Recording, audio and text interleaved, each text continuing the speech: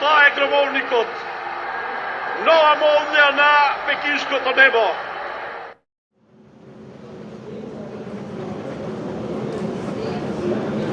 Добре дојдовте во уште еден вторник.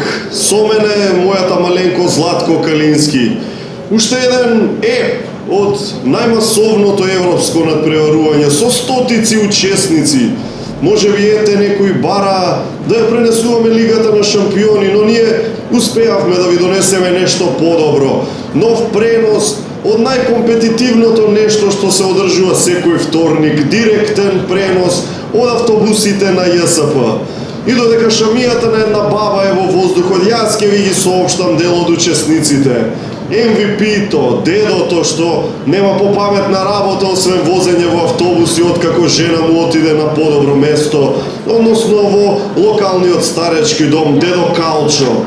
Од неговата лева страна ја гледаме и баба Убавка Енеја што 4 пати дневно оди на доктор, бидејќи комшиката и гледала на кафе, наскоро ќе се разболи и рекла истурен најнапред Енего како мојот колега Панчев во најдобрите денови во Вардар. Еј дедо Ѓоре, кој што ја користи секоја прилика да седне до некои тинејџери, да му ги каже своите маки како тоа во негово време се било подобро.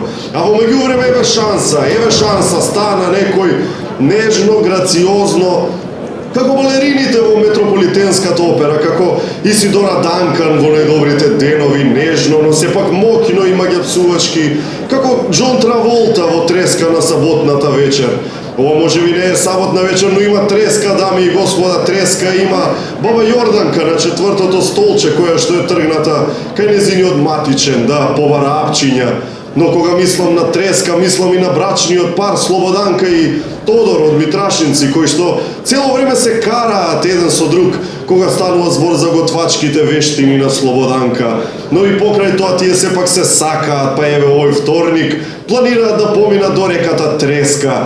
Кога сме кај треската, не смееме да го заборавиме дедо Ставре, кој што често треска глупости поради што никогаш не се ни оженил, па ете сега се вози по автобуси во надеж дека ќе најде некоја вдовица. Но да се вратиме на настаните, се ослободи место кое се уште не е зафатено, сепак се ова стари примероци на човечката раса и брзината не е нивен фах. Дури тројца изедначено се движат кон тоа место, очекувано прв е дедо Артим, кој што е искусен во седнување на слободни места. Минатата сезона дури 35 пати стигна прв до слободните. Но да потенцираме дека веднаш зад него е Стојанка. Стојанка брза со бастунот, да, ау, како старт на Стојанка врз дедо Артим, го сопна со бастунот, луѓе мои, каков потек. Знам дека велат правдата е слепа, полуслепа е и баба Стојанка со катарактата, но како се снајде во оваа акција. Сега предност има токму таа, баба Стојанка и кон слободното место зад неа. Во меѓувреме, ете го дедо Ѓоре забрзува кон баба Стојанка како Македонија кон Европската Унија, како Предраг Самарџиски, кога брани контранапад на противникот, каква израмнета битка. Исто е како Болт и Геј на Олимписките игри, само екстремно побавно. Стојанка или Ѓоре, кој ќе биде лауреат денеска, каква завршница, луѓе мои, може би компјутерската технологија ќе треба да ни помогне на крајот на работите и какво изненадување.